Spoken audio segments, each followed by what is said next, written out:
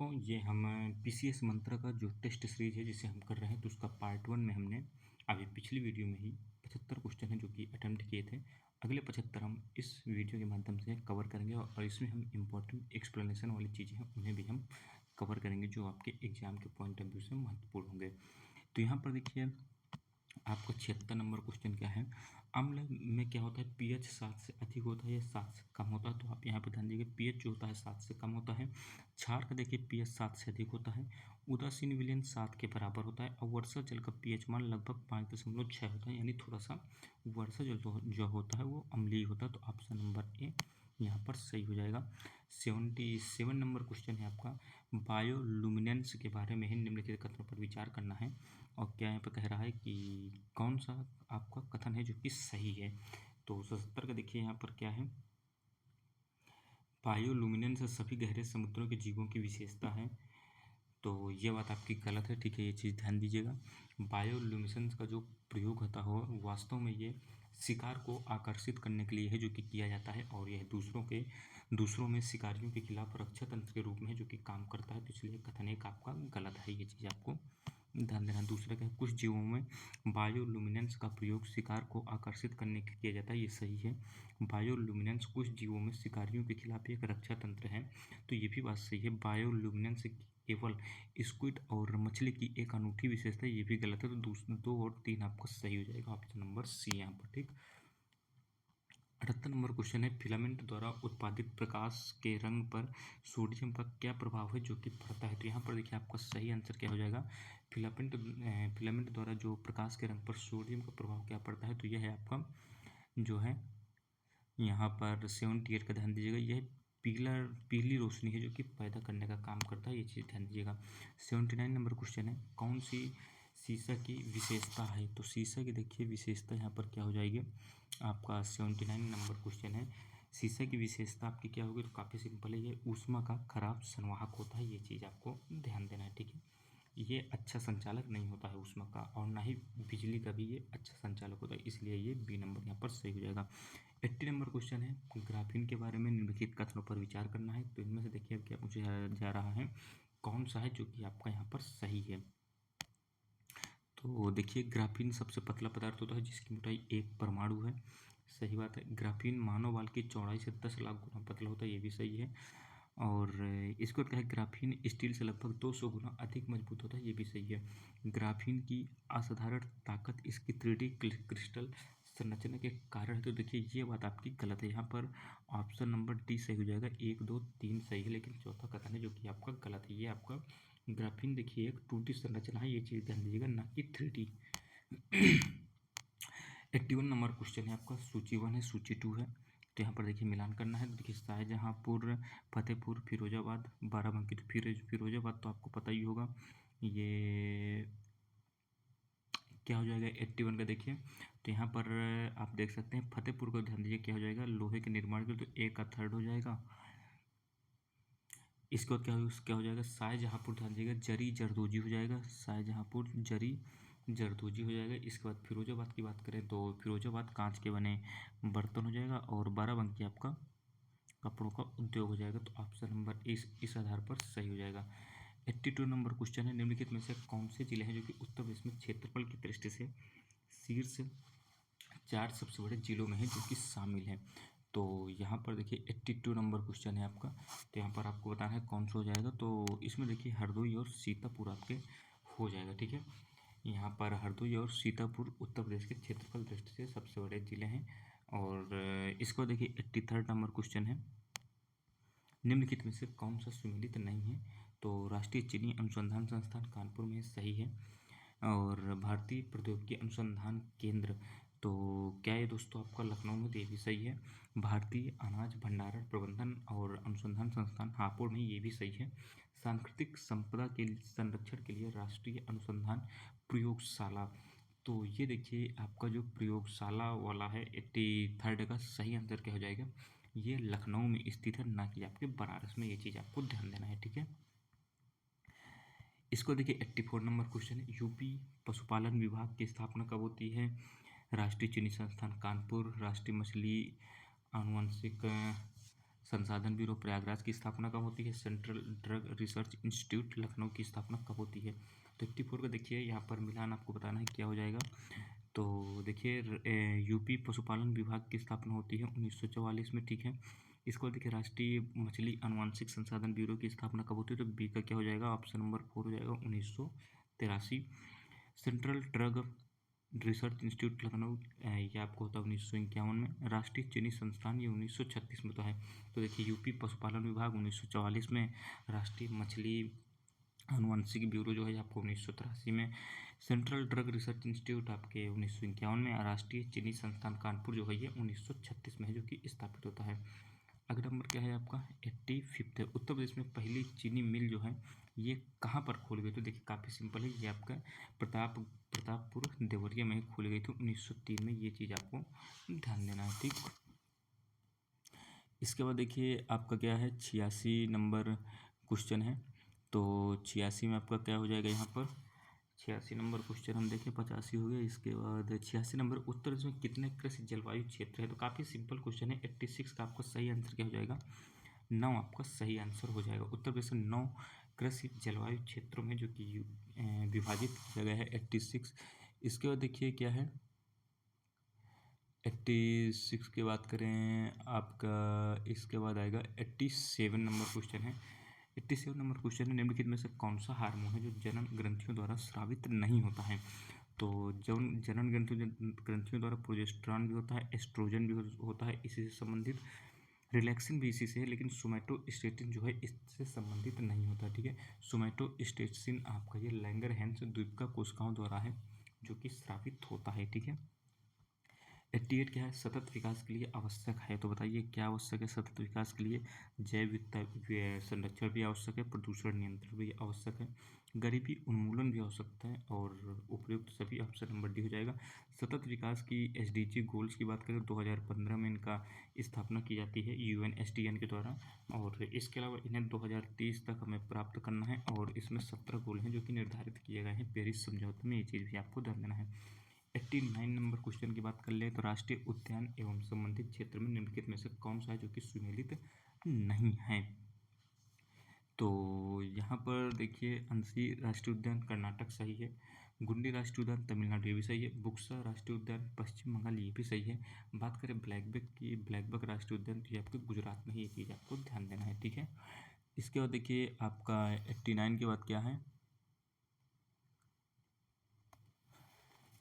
90 number question की बात कर लेते हैं। जब कोई कंपनी किसी देश की अनुमति के बिना उस देश के जैविक संसाधनों एवं उनसे प्राप्त उत्पादों व ज्ञान का व्यवसायीकरण करता है तो यह सब क्या कहलाता है? तो ये देखिए 90 का आपका सही आंसर क्या हो जाएगा? Option number B. इसे हम पायरेसी तो कहते हैं, लेकिन बायो पायरेसी है जो कि इसका नाम दिया जाता है, क्योंकि बायोलॉजी से संबंधित होती हैं चीज़ें। 91 क्या है यहाँ पर देखिए आपका, कौन सा सुमेलित नहीं है? ट्रीटियाँ हैं। तो यहाँ पर देखिए 91 का आपका ऑप्शन क्या हो जाएगा सही? विश्व विरासत संधि 1972 सही है। जैव विविधता संधि 1992 में। कार्टिजोना प्रोटोकॉल 2000 में, ठीक है। नगोया प्रोटोकॉल आपका देखिए 2008 में नहीं बल्कि 2010 में होता है, ये चीज़ आपको ध्यान देना है, ठीक है। आगे बात करें 92, बैंकिंग सुधार से संबंधित निम्नलिखित समितियां हैं जो कि कौन सी है, इनमें से कौन सी सम्मिलित नहीं है, ये आपको यहाँ पर बताना है। तो 97 का देखिए MN गोईपुरिया समिति ग्राहक सेवा से सुधार संबंधित था, सही है। ए घोष समिति की बात करें तो बैंकों में धोखाधड़ी रोकने के लिए था, ये भी सही है। AS तारापुर समिति की बात करें तो विदेशी विनिमय में पूंजी खाता परिवर्तनीयता के लिए था। D सुब्बाराव समिति की बात कर लेते हैं तो यही आपका गलत हो जाएगा, क्योंकि ये D सुब्बाराव जो है मौद्रिक नीति पर से संबंधित है, यानी आपका ये एक प्रकार से मॉनेटरी पॉलिसी से रिलेटेड था, ये चीज़ आपको ध्यान देना है, ठीक है। ऑप्शन नंबर डी हो जाएगा। 93 क्वेश्चन है, निम्नलिखित में से कौन सी विशेषता है जो कि पूंजीवादी अर्थव्यवस्था की नहीं है? तो मांग में पूर्ति का महत्व, ये भी सही है। प्रतिस्पर्धा में वृद्धि, ये भी सही है। अधिकतम लाभ का उद्देश्य, ये भी सही। ऑप्शन नंबर सी यहाँ पर सही आंसर हो जाएगा, क्योंकि यह एक समाजवादी देश की पहचान है, ये चीज़ ध्यान दीजिएगा। 94 नंबर क्वेश्चन है, निम्नलिखित में से किसे गैर मजदूरी आय में शामिल किया जाता है? तो गैर मजदूरी आय में किसे है जो कि शामिल किया जाता है यहाँ पर? तो मकान के किराए से प्राप्त आय, ब्याज से प्राप्त आय और लाभ से प्राप्त आय। तो 94 का देखिए सही आंसर क्या हो जाएगा, ध्यान दीजिएगा। इसका जो है यही सब चीज़ें जो है ना ये बिना मजदूरी के हैं आपको आय में मिल जाती हैं। तो ऑप्शन नंबर डी यहाँ पर सही हो जाएगा। ये सभी चीज़ें हैं जो कि गैर मजदूरी आय की श्रेणी में आते हैं। 95 नंबर क्वेश्चन है, निम्नलिखित में से किस स्थिति में किसी अर्थव्यवस्था में मांग निश्चित रूप से बढ़ती है। तो यहाँ पर देखिए किस स्थिति में किसी अर्थव्यवस्था की मांग है जो कि बढ़ती है। तो मांग कब बढ़ती है भैया? राष्ट्रीय आय में वृद्धि होने पर, ठीक है। प्रति व्यक्ति आय में वृद्धि होने पर, ये भी ठीक तो लगे रहा है भैया। और यहाँ पर क्या पूछा गया है आपसे, देखिए 95 में पूछा गया है आपसे अर्थव्यवस्था में मांग निश्चित रूप से बढ़ती है। तो निश्चित रूप से बढ़ने की बात हो रही है। राष्ट्रीय आय यहाँ पर नहीं होगा, ना ही मुद्रास्फीति होगा। केवल जब प्रति व्यक्ति आय में वृद्धि होगी ना, तभी आपकी क्या कहते हैं मांग में निश्चित रूप से वृद्धि देखी जा सकती है। 96 नंबर क्वेश्चन क्या है, निम्नलिखित में से कौन सा घटक है जो कि किसी उद्योग की अवस्थिति को प्रभावित कर सकता है। तो यहाँ पर देखिए कच्चा माल कर सकता है, परिवहन भी कर सकता है, सरकारी नीतियाँ भी कर सकता है, बाजार पहुँच भी कर सकता है। तो यहाँ पर ऑप्शन नंबर डी सही आंसर हो जाना चाहिए। 97 नंबर क्वेश्चन है, विकासशील देशों में धारणीय मुद्रास्फीति मानी जाती है। तो जो विकासशील देश होते हैं, तो यहाँ पर देखिए 97 का आपका सही आंसर क्या हो जाएगा। तो यहाँ पर देखिए 5 से 6% जो है आपकी मुद्रास्फीति होनी चाहिए, इससे ज़्यादा नहीं होनी चाहिए। तो इसी के लिए हमारे देश में भी देखिए मॉनेटरी पॉलिसी जो कि बढ़ती है, यहाँ पर 2 से लेकर 6% के अंडर में ही आपकी महंगाई दर होनी चाहिए, ये आरबीआई निर्धारित करता है। इस समय 4.5% के आसपास है जो कि महंगाई दर चल रही है। 98 की बात करें, 20 सूत्रीय आर्थिक कार्यक्रम सर्वप्रथम प्रारंभ किया था। तो देखिए कब प्रारंभ किया गया था, तो 98 का देखिए आपका सही आंसर क्या हो जाएगा, ये ऑप्शन नंबर बी हो जाएगा। जब हमारे देश में आपातकाल लगा था उस समय ये संजय गांधी द्वारा है जो कि स्टार्ट किया गया था इसे, ठीक है। 99 नंबर क्वेश्चन है, इंडिया विजन 2020 निम्नलिखित में से किसके द्वारा है जो कि तैयार किया गया था। तो 99 का सही आंसर क्या हो जाएगा, एसपी गुप्ता समिति यहाँ पर सही आंसर हो जाएगा। इसके बाद क्या है, निम्नलिखित में से कौन सा एक असमानता घटाने का उपाय है जो कि नहीं है। तो असमानता घटाने का कौन सा है जो कि उपाय नहीं है, न्यूनतम आवश्यकता कार्यक्रम, अर्थव्यवस्था का उदारीकरण। तो यही बात आपकी गलत है यहाँ पर, ठीक है। बाकी करारोपण, भूमि सुधार, न्यूनतम आवश्यकता कार्यक्रम, ये सब चीज़ें असमानता घटाने के उपाय हैं। 101 नंबर क्वेश्चन है, निम्नलिखित में से किसकी नियुक्ति भारत के राष्ट्रपति द्वारा है जो कि की जाती है। तो यहाँ पर क्या पूछा है, किसकी नियुक्ति है जो कि भारत के राष्ट्रपति द्वारा की जाती है।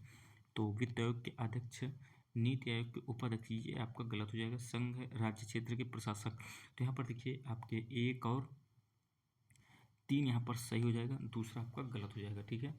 और ये आप कमेंट बॉक्स में बताइए नीति आयोग के उपाध्यक्ष इस समय कौन है, इस समय बताइए, और इसके अध्यक्ष कौन होते हैं। 102 नंबर क्वेश्चन की बात करें, भारत की संचित निधि से धन निकालने के लिए निम्नलिखित में से किसका अनुमोदन है जो कि अनिवार्य है। तो ये भारत की संसद का है जो कि अनुमोदन आपका क्या कहते हैं अनिवार्य है, ठीक है। अगला क्वेश्चन है 103, निम्नलिखित में से यह किसका कथन है कि उद्देश्य का आधारशिला है। तो संविधान उस पर खड़ी अट्टालिका है। तो 103 का देखिए आपका सही आंसर क्या हो जाएगा, यहाँ पर ध्यान दीजिएगा, ऑप्शन नंबर यहाँ पर डी है जो कि सुभाष कश्यप एक इतिहासकार हैं, तो इनका सही आंसर हो जाएगा, ठीक है। इसके अलावा बात करें तो जो हमारे न्यायमूर्ति थे हिदायतुल्ला ने, इन्होंने उद्देश्य को संविधान की मूल आत्मा कहा। और भीमराव अम्बेडकर जी ने क्या कहा, संवैधानिक उपचारों के अधिकार को इन्होंने संविधान की आत्मा है जो कि कहा था। इसके अलावा बात करें तो के.एम. मुंशी ने उद्देश्य को राजनीतिक जन्मपत्री है जो कि कहा था। और सुभाष कश्यप ने कहा था कि संविधान यदि शरीर है तो उद्देश्य का उसकी आत्मा है। और साथ में ये भी कहा कि उद्देश्य का आधारशिला है तो संविधान उस पर खड़ी अट्टालिका है, ये भी सुभाष कश्यप का ही कथन है, ठीक है। अगला है 104 नंबर क्वेश्चन, निम्नलिखित युग्मों को सुमेलित करना है आपको। तो सिक्किम से संबंधित आपका कौन सा आर्टिकल है, नागालैंड से संबंधित, मिजोरम, असम से संबंधित। तो देखिए यहाँ पर आपका क्या हो जाएगा, बी का तो देखिए आपका सेकंड होना चाहिए, नागालैंड का आपको पता होना चाहिए, बी का सेकंड हो जाएगा। तो 371 का डी, तो बी का सेकंड ए का में है भैया, ऑप्शन नंबर डी। तो ए का 4 हो जाएगा और सी का 1 हो जाएगा, डी का 3 हो जाएगा, ठीक। 105 नंबर क्वेश्चन है, किसी नागरिक की विदेश में घूमने का अधिकार जो होता है संविधान के किस अनुच्छेद के अंतर्गत है जो आपका ये आता है। तो यहाँ पर देखिए 105 का सही आंसर हो जाएगा option number C, right to life इसी के अंतर्गत आता है आर्टिकल 21 के तहत, ठीक है। ये चीज़ ध्यान दीजिएगा। आर्टिकल 19 वाक एवं अभिव्यक्ति की स्वतंत्रता से संबंधित है, ये चीज़ भी आपको ध्यान देना है, ठीक है। इसके बाद 106 नंबर क्वेश्चन है, नागरिकों को प्राप्त देश में निर्बाध रूप से घूमने के अधिकार को निम्नलिखित में से किस आधार पर है जो कि प्रतिबंधित किया जा सकता है। तो यहाँ पर देखिए 106 का क्या हो जाएगा आपका आंसर, आम लोगों के हित के लिए ये हो सकता है भाई, बिल्कुल हो सकता है। एसटी की जो है अनुसूचित जनजाति की सुरक्षा एवं हित से संबंधित, तो ये भी आपका इसका आंसर हो सकता है। और वैश्य एवं एड्स पीड़ित व्यक्ति को लोक स्वास्थ्य के आधार पर भी किया जा सकता है। तो यहाँ पर तीनों कथन है जो कि सही है, ठीक है। ये चीज़ आपको ध्यान देना है। 107 नंबर क्वेश्चन है, निम्नलिखित में से कौन सा लक्षण है जो कि भारतीय संविधान के एकात्मक लक्षण को है जो कि प्रदर्शित करता है। तो यहाँ पर देखिए एकात्मक लक्षण को क्या, लिखित संविधान नहीं भैया, संविधान की सर्वोत्तर नहीं है, संसद में राज्यसभा की उपस्थिति ये भी नहीं, बल्कि राज्यपाल की जो नियुक्ति की जाती है ये यूनिटरी लक्षण को है जो कि दिखाता है आपके संविधान की। 108 नंबर क्वेश्चन है, भारत के उपराष्ट्रपति का निर्वाचन एक निर्वाचक गण के द्वारा है जो कि किया जाता है, इसमें सदस्य कौन होते हैं। तो संसद के दोनों सदस्यों के केवल निर्वाचित सदस्य होते हैं, क्या ये बताइए, यहाँ पर केवल की बात कर रहा है, यहाँ पर केवल निर्वाचित सदस्य ही होते हैं। संसद के दोनों सदस्यों के सभी सदस्य क्या ये होते हैं राज्यसभा के और राज्य विधानसभाओं के केवल निर्वाचित सदस्य, और राज्य विधानसभा के केवल निर्वाचित सदस्य। तो यहाँ पर देखिए ऑप्शन नंबर बी आपका हो जाएगा, संसद के दोनों सदनों के सभी सदस्य हैं जो कि इसमें निर्वाचक गण होते हैं उपराष्ट्रपति में। यहीं पर यदि बात होती है राष्ट्रपति की, तो यहाँ पर देखिए जो मनोनीत किए जाते हैं वो भी वोटिंग कर सकते हैं, लेकिन यदि महाभियोग करना हो राष्ट्रपति पर तो वो लोग नहीं इसमें शामिल हो सकते, ये चीज़ ध्यान दीजिएगा। 109 नंबर क्वेश्चन, निम्नलिखित संविधान संशोधनों में से कौन सा संविधान संशोधन है जो कि राज्यों से निर्वाचित होने वाले लोकसभा के सदस्यों की संख्या में वृद्धि करने से संबंधित है। तो 109 को देखिए सही आंसर हो जाएगा यहाँ पर, तो ऑप्शन नंबर सी हो जाएगा। 7वां संविधान संशोधन हुआ था और इसके अलावा 31वां संविधान संशोधन हुआ था। तो ये आपका देखिए 7वां जो हुआ था 1956 में हुआ था, और 31वां आपका हुआ था 1973 में। इसमें लोकसभा के सदस्यों की संख्या 545 है जो कि निश्चित कर दी गई थी। 110वां क्वेश्चन है, भारतीय संविधान द्वारा प्रदत्त संगम या संघ बनाने के अधिकार के अंतर्गत निम्नलिखित में से क्या शामिल नहीं है। तो यहाँ पर देखिए संगम या संघ बनाने के अधिकार के अंतर्गत कौन सा है जो कि शामिल नहीं है। तो भैया यहाँ पर समिति का गठन करना ठीक है, राजनीतिक दल बनाना, श्रम संगठनों द्वारा हड़ताल या मूल भाव करना, तो देखिए यही आपका गलत हो जाएगा क्योंकि ये चीज़ नहीं की जा सकती है, ठीक है। धार्मिक पंथ की स्थापना करना नॉर्मल देखिए कॉमन सेंस की बात है, आप आराम से इसे कर सकते थे। 26 नवंबर 1949 को संविधान को अंगीकार करते हुए समय संविधान के कितने अनुच्छेद हैं जो कि प्रभावी हो गए थे। तो 111 देखिए क्या हो जाएगा, ऑप्शन नंबर डी हो जाएगा। 16 अनुच्छेद हैं जो कि आपके प्रभावी हो गए थे, क्योंकि देखिए उसी समय नागरिकता तो आपको तुरंत ही चाहिए भैया, ठीक है। नागरिकता से संबंधित आपके 5, 6, 7, 8, 9 और आर्टिकल 324 जैसे कि चुनाव से संबंधित है ये, ठीक है। ये सब जो आर्टिकल थे ये 26 नवंबर से ही आपके स्टार्ट हो गए थे, ठीक है। अब इसके बाद बात करें हम, तो यहाँ पर देखिए 111 का आपका ऑप्शन नंबर डी हो जाएगा 16 आर्टिकल, ठीक। 112वां क्या है, आपातकाल के दौरान आर्टिकल 358 के प्रभाव स्वरूप कौन से मूल अधिकार को है जो कि निलंबन किया जा सकता है। तो देखिए आर्टिकल 19 का है निलंबन किया जा सकता है, यानी जो आपका राइट टू स्पीक है उसको आपका कर्टेल किया जा सकता है, लेकिन किसी भी हालत पर राइट टू लाइफ जो है कर्टेल नहीं किया जा सकता, ये चीज़ ध्यान दीजिएगा। राइट टू लाइफ ये चीज़ आपको ध्यान देना, 20 और 21 जो है कभी भी नहीं हटाए जा सकते हैं, ठीक। इसके बाद 113वां क्या है, निम्नलिखित में से किस अधिनियम के द्वारा अवशिष्ट शक्तियाँ जो है गवर्नर जनरल को प्रदान है जो कि कर दी गई थी। तो 113वें का आपका ध्यान दीजिएगा, सही आंसर क्या हो सकता है यहाँ पर, तो ऑप्शन नंबर सी हो जाएगा 1935 का भारत शासन अधिनियम, ठीक है। ये चीज़ आपको ध्यान देना है। 114वां क्या है, हैदराबाद रियासत को भारत संघ में मिलाने के लिए जो सैन्य कार्यवाही की गई थी उसे क्या कहा गया था। तो देखिए ऑपरेशन पोलो उसे कहा जाता था, ये चीज़ आपको ध्यान देना है। 1948 में है जो इसका किया गया था, ठीक है। राज्यपाल द्वारा जारी किए जाने वाले अध्यादेश से संबंधित असत्य कथन है जो कि आपको बताना है। तो एक सेकेंड, तो यहाँ पर देख सकते हैं राज्यपाल आर्टिकल 1 to 3 के अंतर्गत अध्यादेश जारी कर सकते हैं। बिल्कुल गलत बात है भैया, असत्य पूछना है। यही तो आपका पहला तो आपका हो जाएगा सही एक प्रकार से। राज्यपाल की यह शक्ति जो है राज्य सूची व समवर्ती सूची के विषयों तक विस्तृत है। तो बताइए भैया क्या ये विस्तृत है? ठीक है, देखते हैं। कुछ विषयों से संबंधित अध्यादेश है तो राष्ट्रपति की पूर्व अनुमति आवश्यक, ये भी बात आपकी गलत है। ठीक है, तो यहाँ पर देखिए आपका क्या हो जाएगा, यहाँ पर कुछ विषयों के संबंधित अध्यादेश है तो राष्ट्रपति की पूर्व अनुमति आवश्यक। तो भाई साहब ये आपका सही होगा। ठीक है, यहाँ पर असत्य बताना है तो ये आपका सत्य हो जाएगा, ये सही है और ये भी सही है। राज्यपाल जो है अध्यादेश को 42 दिन पश्चात ही वापस ले सकता है, ये भी बात आपकी गलत है। तो 1 और 4 यहाँ पर गलत हो जाएंगे, ये चीज़ आपको ध्यान देना है। ये क्या है, 115वां था हमारा। तो 115 में देखिए राज्यपाल जो होता है आर्टिकल 213 यानी 213 के माध्यम से कर सकता है। ठीक है, और राज्यपाल की बात करें देखिए कुछ शक्तियों पर जो है ये समवर्ती विषयों पर भी है जो कि अपने अधिकार के माध्यम से ये अध्यादेश जारी कर सकता है। ठीक है, इसके बाद अगले क्वेश्चन की बात करें 116 वित्त विधेयक के बारे में निम्नलिखित में से किस अनुच्छेद के अंतर्गत है जो कि आता है। तो देखिए आर्टिकल 117 आर्टिकल 117 के अंतर्गत और आर्टिकल 110 में आपका मनी बिल आता है।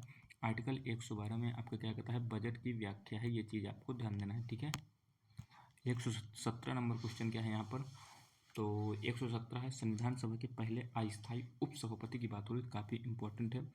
तो 117 का क्या हो जाएगा यहाँ पर, फ्रैंक एंथनी। देखिए पहले अस्थायी सभापति तो आपको पता ही है सच्चिदानंद सिन्हा यहाँ पर होते हैं। ठीक है, लेकिन यहाँ पर देखिए अस्थायी उपसभापति यदि पूछ ले तो ध्यान दीजिएगा फ्रैंक एंथनी है, ये चीज़ आपको ध्यान देना है। अब पहली बैठक 9 दिसंबर 1946 को है जो कि होती है, ये चीज़ भी आपको ध्यान देना है। ठीक है,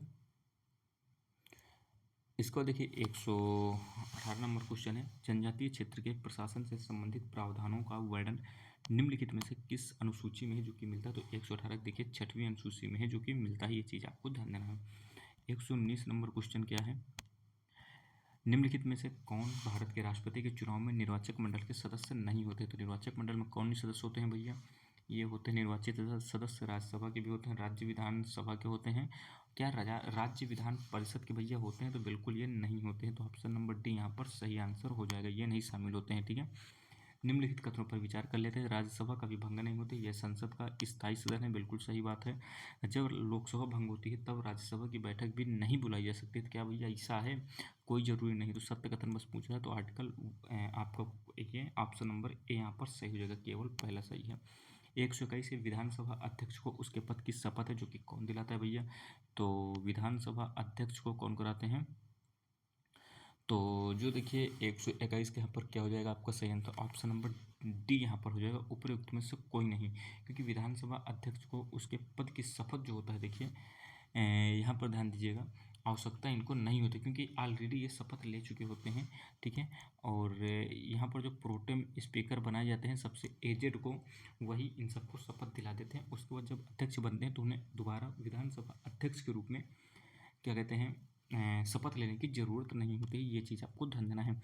122 नंबर क्वेश्चन की बात कर लेते हैं। भारत संविधान के किस अनुच्छेद में गुजरात और महाराष्ट्र राज्यों से संबंधित विशेष प्रावधानों का जो कि उल्लेख मिलता है, तो ये आर्टिकल 371 में है, ये चीज़ ध्यान दीजिएगा। ठीक है, इसके बाद 1 2 3 की बात करें, यहाँ पर देखिए बलवंत राय मेहता समिति जो है यहाँ पर पंचायती राज संस्थाओं से संबंधित। तो बलवंत राय मेहता समिति ने 3 स्तरीय पद्धति की बात की थी, अशोक मेहता ने 2 स्तरीय की बात की थी। ठीक है, तो ए का 2 हो जाएगा और बी का 1 हो जाएगा। तो यहाँ पर देखिए आपका ए का 2 बी का 1, तो ऑप्शन नंबर सी में है, तो यही आपका सही हो जाएगा। ठीक है, तो यहाँ पर सी का 4 और डी का 3 हो जाएगा इसी आधार पर। ठीक, 124 नंबर क्वेश्चन की बात कर लेते हैं। क्या है, एक क्षेत्र पंचायत का क्षेत्र जो है निर्धारित किया जाता है। एक क्षेत्र पंचायत का क्षेत्र जो है कौन है जो कि निर्धारित करता है भैया, तो कौन निर्धारित करता है, किसको शक्ति है, तो ये काफ़ी सिंपल है। आप देखिए नॉर्मल सी बात है, अब बेसिक होगा तो आप समझ सकते हैं, राज्य सरकार द्वारा ही है जो कि निर्धारित इसे किया जा सकता है। ठीक है, बाकी कोई थोड़ी न कर लेगा, राज्य सरकार ही हो तो जो राज्य के अंदर भूमि का बंटवारा कर सकती है किसके अंदर क्या है, तो ये राज्य सरकार ही करती है। 125 नंबर क्वेश्चन का है, भारतीय संविधान के किस भाग में अधीनस्थ न्यायालयों का उल्लेख है जो कि मिलता है, तो 125 का आपका सही आंसर हो जाएगा भाग 6। ठीक है, ये चीज़ आपको ध्यान देना है। हाल ही में जारी विश्व प्रसन्नता रिपोर्ट की बात कर लें तो इसके विषय में निम्नलिखित कथनों पर विचार करना है। यह रिपोर्ट जो है भैया यूनिसेफ द्वारा जारी की जाती है क्या? बताइए। बिल्कुल गलत है भैया, ये यूनिसेफ द्वारा थोड़ा ना जारी किया जाता है, बल्कि ये UNSDSN द्वारा है जो कि जारी की जाती है, और इसमें ऑक्सफोर्ड वेलबींग रिसर्च सेंटर भी सहयोग करता है। भारत को इस सूची में 126वां स्थान मिला है, तो बिल्कुल सही बात है ये। और कुल 126 में से 143 देश हैं जिनमें 126वां स्थान भारत को मिला है। अब बात करें सबसे खुशी कौन है भैया इस दुनिया में, तो फिनलैंड है, जो कि बहुत ही खुशी है, उसकी खुशी समा नहीं रही है और हमारा दुख नहीं समा रहा है। 127 नंबर क्वेश्चन की बात करें तो मार्च 2024 में आयोजित 5वें राष्ट्रीय युवा संसद महोत्सव का फाइनल जो है कहाँ आयोजित किया गया था? तो 127 127 की बात करें तो देखिए इसका सही आंसर क्या हो जाएगा? नई दिल्ली हो जाएगा। ठीक है, ये आपका देखिए 5वां जो राष्ट्रीय युवा संसद महोत्सव का फाइनल जो है ये कहाँ हुआ? तो नई दिल्ली में हुआ है। इसको देखिए 128 नंबर की बात करें तो मार्च 2024 में भारत के पहले अपाचे लड़ाकू विमान हेलीकॉप्टर स्क्वाड्रन की स्थापना जो कि कहाँ की जा रही है? तो भैया 128 का सही आंसर क्या हो जाएगा? जोधपुर, जो कि राजस्थान में। ये चीज़ आपको ध्यान देना है। 129 क्या है? ऑपरेशन धर्म गार्जियन के विषय में आपको बताना है कौन से कथन है जो कि सही है। तो यह युद्धाभ्यास भारत और अमेरिका के मध्य होता है, बिल्कुल गलत है, भारत और जापान के मध्य होता है। इसका आयोजन बंगाल की खाड़ी में किया गया था। तो यहाँ पर देखिए पहला कथन गलत, दोनों ये गलत। अब यहाँ पर देखिए ध्यान दीजिएगा, दोनों कथन है जो कि असत्य हो जाएंगे, क्योंकि ये बंगाल की खाड़ी में नहीं किया गया था, बल्कि इस बार का ये जो आयोजन था इसमें देखिए जापानी दल का प्रतिनिधित्व किया गया था 34वीं इन्फेंट्री रेजिमेंट द्वारा, और ये आयोजन जो है राजस्थान में है जो कि किया गया था। ठीक है, ये चीज़ आपको ध्यान देना है। इसको देखिए 130 नंबर क्वेश्चन आ गया।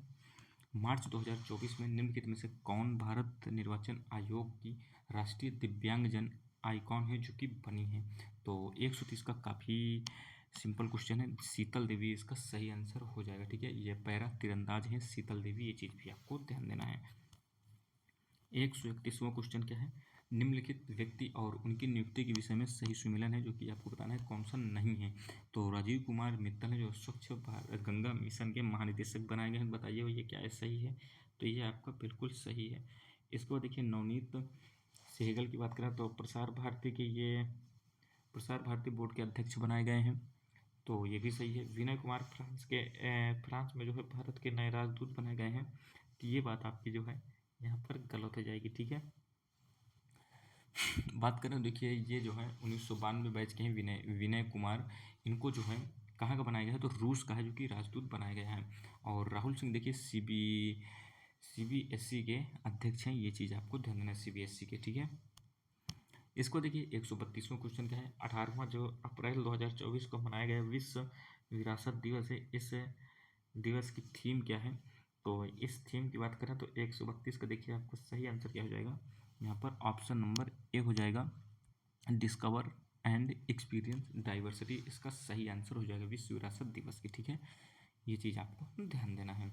और इस दिवस को स्मारक और पुरा स्थलों के लिए जो है अंतर्राष्ट्रीय दिवस के नाम से भी है जो कि जाना जाता है। ठीक है, ये चीज़ भी आपको ध्यान देना है। 18 अप्रैल को विश्व विरासत दिवस।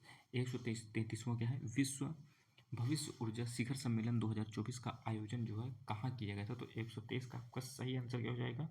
ऑप्शन नंबर सी हो जाएगा। ये कहाँ किया गया है? तो अबू धाबी में है जो कि आयोजन इसका किया गया है, ये चीज़ भी आपको ध्यान देना है। ठीक है, 133 के बाद का है 134वां नंबर क्वेश्चन देख लेते हैं। तो IMT ट्रिलैट 2024 के विषय में निम्नलिखित कथनों पर विचार करना है। 134 में तो यह भारत और फ्रांस के मध्य आयोजित होने वाले द्विवार्षिक समुद्री युद्धाभ्यास है। बताइए भैया क्या ये सही है? तो ध्यान दीजिएगा ये आपका कथन गलत है। ठीक है, ये चीज़ आपको ध्यान देना है। ये आपका भारत मोजाम्बिक और तंजानिया के मध्य होता है ये, और ये समुद्री सैन्याभ्यास है। यह युद्धाभ्यास का आयोजन जो है बंगाल की खाड़ी में किया गया है, ये भी बात आपकी गलत है क्योंकि इसका आयोजन मोजाम्बिक में किया गया है, ये चीज़ आपको ध्यान देना है। तो यहाँ पर दोनों कथन है जो कि असत्य हो जाएंगे। ऑप्शन नंबर डी यहाँ पर सही आंसर हो जाएगा। 135वां क्या है? अप्रैल 2024 में निम्नलिखित में से किस भारतीय पर्यावरणविद को गोल्डमैन पर्यावरण पुरस्कार है जो कि दिया गया है? तो यहाँ पर देखिए 135 का सही आंसर क्या हो जाएगा? Alok Shukla, option number A यहाँ पर सही आंसर हो जाएगा। इन्हें गोल्डमैन पटरावट पुरस्कार है जो कि दिया गया है। 136 नंबर क्वेश्चन का है, अप्रैल 2024 में किस भारतीय लेखिका को वर्ल्ड लिटरेरी प्राइज है जो कि दिया गया है? तो 136 का सही आंसर क्या हो जाएगा? ममता सागर हो जाएगा। ठीक है। 137 नंबर क्वेश्चन क्या है, अप्रैल 2024 में सेना के तीनों अंगों का सम्मेलन जो है परिवर्तन चिंतन का आयोजन है जो कि कहाँ किया गया है? तो 137 का देखिए आपका सही आंसर क्या हो जाएगा? तो यहाँ पर इसका सही आंसर हो जाएगा ऑप्शन नंबर ए, नई दिल्ली में जो कि आयोजन किया गया है। निम्नलिखित कथनों पर विचार करना है, उपयुक्त में से सत्य कथन कौन सा है? तो अप्रैल 2024 में लोकसभा के आम चुनाव में पहली बार घर से मतदान देने की सुविधा का है शुभारंभ जो कि किया गया है। तो ये बात आपकी सही है, ये बुजुर्गों के लिए थी। यह सुविधा देश के सभी नागरिकों के लिए उपलब्ध थी। ये बात आपकी गलत है, ये केवल बुजुर्गों के लिए थी जो चल फिर नहीं पा रहे थे। ठीक है, सीनियर सिटीजन को लिए थी। 139 क्या है, निम्नलिखित में से सही सुमेलित नहीं है। तो सुमेलित कौन सा है? नहीं है। तो यहाँ पर देखिए 139 है, तो यहाँ पर देखिए 25 अप्रैल विश्व मलेरिया दिवस सही है। 24 अप्रैल पंचायती राज दिवस ये भी सही है। 29 अप्रैल अंतर्राष्ट्रीय नृत्य दिवस ये भी सही है। लेकिन बात करें यहाँ पर 139 में, जो आपका सिविल सेवा दिवस है 22 अप्रैल को नहीं बल्कि 21 अप्रैल को है जो कि मनाया जाता है। ये चीज़ आपको ध्यान देना है। ठीक है। 140 नंबर क्वेश्चन की बात कर लेते हैं। तो 140 नंबर क्वेश्चन में यूरोपीय संघ और भारत की आतंक विरोधी वार्ता जो है ये कहाँ हुई है? तो 140 का सही आंसर क्या हो जाएगा? ऑप्शन नंबर बी हो जाएगा, नई दिल्ली में है इसकी जो है बैठक हुई थी। 141 क्या है, अप्रैल 2024 में भारत की गीता सभरवाल को किस देश में संयुक्त राष्ट्र का रेजिडेंट है जो कि रेजिडेंट समन्वयक नियुक्त किया गया है? तो 141 का सही आंसर क्या हो जाएगा? ऑप्शन नंबर डी, ये इंडोनेशिया में है जो कि किया गया है। ठीक है। इसके बाद 142 की बात कर लेते हैं। अप्रैल 2024 में निम्नलिखित में से किनकी नियुक्ति है जो कि भारत में ब्रिटेन के नए उच्चायुक्त के रूप में है जो कि की गई है? तो 142 का सही आंसर क्या हो जाएगा? लिंडी कैमरन हो जाएगा आपका। ठीक है, ऑप्शन नंबर ए यहाँ पर हो जाएगा। ठीक है। सागर कवच अभ्यास जो है 2024, इसके विषय में निम्नलिखित कथनों पर विचार किया गया है और उपयुक्त में से कौन सा कथन है जो कि सही है? यह भारतीय नौसेना द्वारा किए जाने वाला तटीय नौसेना अभ्यास है, सही है। इस अभ्यास का आयोजन लक्षद्वीप द्वीप समूह द्वारा जो किया गया, ये भी सही। तो दोनों कथन है जो कि यहाँ पर सही हो जाएंगे। ठीक। 144वां क्या है, 144 नंबर क्वेश्चन की बात कर लेते हैं। तो अप्रैल 2024 में वायुसेना का अभ्यास जो गगन शक्ति 2024 का है, इसका आयोजन कहाँ पर किया गया है? तो 144वां का आपका क्या हो जाएगा? पोखरण जो आपका राजस्थान में है वहाँ पर ही किया गया है। ठीक है। अगला क्वेश्चन है, अप्रैल 2024 में एससीओ जो संघाई कॉपरेशन ऑर्गेनाइजेशन है, इसके सुरक्षा परिषद के सचिवों की बैठक का आयोजन है जो कि कहाँ किया गया है? तो भैया काफ़ी सिंपल है, ये आपके अस्ताना में है जो कि किया गया है। ठीक है। और ये अस्ताना है कहाँ? तो कजाकिस्तान में है। ये चीज़ भी आपको ध्यान देना है। ठीक है। और इसमें देखिए भारत की ओर से जो हमारे एनएसए हैं अजीत डोभाल जी, इन्होंने ही प्रतिनिधित्व किया था। 146वें की बात कर लेते हैं। तो विश्व ऊर्जा कांग्रेस जो 26वीं हुई है 2024 का आयोजन है जो कि कहाँ किया गया है? तो विश्व ऊर्जा कांग्रेस 146 का सही आंसर क्या हो जाएगा? रॉटरडैम यहाँ पर सही आंसर हो जाएगा। ठीक है। और रॉटरडैम की बात करें तो ये नीदरलैंड में, ये चीज़ भी आपको ध्यान देना, बहुत ही इंपॉर्टेंट शहर भी है, इसलिए भी नाम आपको याद रखना है। निम्नलिखित में से कौन सा देश है जो कि बिम्स्टेक चार्टर को स्वीकृत प्रदान करने वाला 7वां देश है जो कि बन गया है? तो यहाँ पर देखिए 147 का आपका सही आंसर है जो कि क्या हो सकता है? तो ऑप्शन नंबर ए हो जाएगा, बिम्स्टेक चार्टर को स्वीकृत करने वाला ये 7वां देश है जो कि बन गया है नेपाल। ये चीज़ भी आपको ध्यान देना है। ठीक। 147 की बात करें 148 की, अप्रैल 2024 में किस अफ्रीकी देश में सूखे के कारण राष्ट्रीय आपदा की घोषणा है जो कि की गई है? भैया कौन सा देश है जहाँ पर सूखे के कारण राष्ट्रीय आपदा है जो कि घोषित कर दिया गया है? तो ये जिम्बाब्वे देश है। जिम्बाब्वे की राजधानी क्या है? हरारे है। ये चीज़ भी आपको ध्यान देना है। ठीक है। अगला है 149वां, अप्रैल 2024 में किस देश द्वारा है जो कि अंगारा A5 अंतरिक्ष रॉकेट का परीक्षण जो कि किया गया है? तो भैया कौन हो आप? तो ये हैं हमारे रूस, व्लादिमीर पुतिन जी। इन्होंने अंगारा A5 अंतरिक्ष रॉकेट का है जो कि परीक्षण किया है। यहाँ पर देखिए व्यक्ति दिए गए हैं और यहाँ पर कहा गया है कौन सा सुमेलित नहीं है। 150 का आपका देखिए कौन सा जो कि सुमेलित नहीं है? तो यहाँ पर देखिए नलिन प्रभात एनएसजी के महानिदेशक सही है। तरुण बजाज की बात करें तो यूएस इंडिया टैक्स फोरम की ये प्रमुख हैं। क्रिस्टलिना जॉर्जिया की बात करें तो भैया क्रिस्टलिना जॉर्जिया जी IMF की हैं, ठीक है, IMF की प्रमुख निदेशक है प्रबंध, ठीक है, ये विश्व बैंक से संबंधित नहीं है। जगजीत पवड़िया की बात करें तो अंतर्राष्ट्रीय नारकोटिक्स बोर्ड के ये अध्यक्ष हैं, ये चीज़ भी आपको ध्यान देना है। तो दोस्तों यहाँ पर हम लोगों ने ये PCS के लिए और RO के लिए भी इतना ही महत्वपूर्ण है। इसमें हमने इस टेस्ट सीरीज को 2 पार्टों में कंप्लीट कर लिया है। इसी चैनल पर आपको प्लेलिस्ट भी मिल जाएगी, तो आप उसे भी फॉलो कर सकते हैं। बाकी वीडियो कैसी लगी ज़रूर बताइएगा, और यदि कहीं भी त्रुटियाँ आपको समझ में आएंगी तो कमेंट बॉक्स में ज़रूर आप सजेशन दे सकते हैं। मिलते हैं अगली वीडियो में, तब तक धन्यवाद, जय हिंद।